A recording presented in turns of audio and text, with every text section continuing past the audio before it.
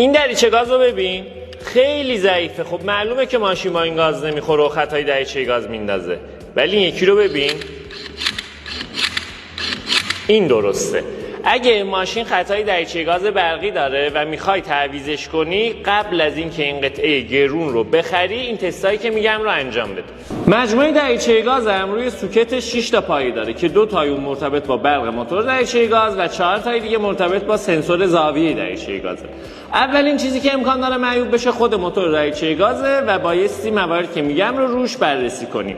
واسه این کار درپوش عقبی دریچه گاز رو باز میکنیم.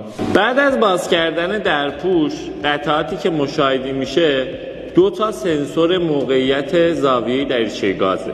دوستان در یک سری از مدل‌های قدیمی‌تر از این سیستم ترک کربنی استفاده شده و بر اثر گذشت زمان و کار کردن زیاد این قطعه اتفاقی که میفته از بین رفتن و پاک شدن این کربن‌های روی مداره که باعث میشه موقعیت دریچه گاز به درستی تشخیص داده نشه.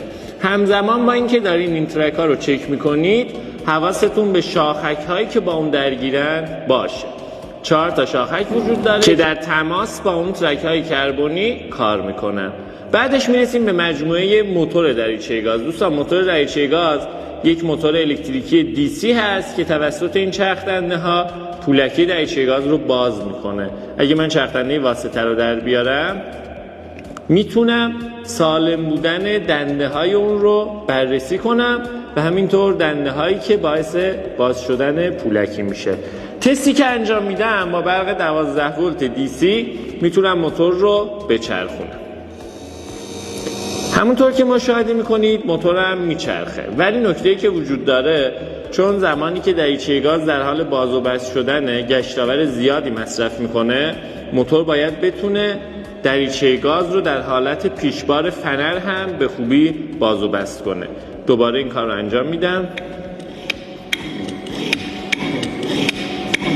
همونطور که میبینید سرعت باز و بست و گشتاور باز و بست برای دریچه مناسب نیست و به سختی این کار انجام میگیره.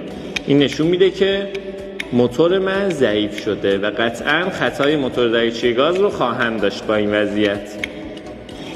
همه میدونن که دریچه گاز سیمی دردسر کمتری به نسبت دریچه گاز برقی داره، ولی خب اکثر خودروها که دارن تولید میشن با دریچه گاز برقی عرضه میشن و عیبای عجیب غریب هم کم ندارن. شما به عنوان یک تعمیرکار حرفه‌ای باید بتونی این خودروهای جدید رو عیبیابی کنی.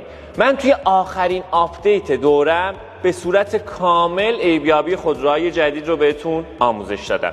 برای ثبت نام توی دوره با تخفیف ویژه توی دایرکت پیام بدین.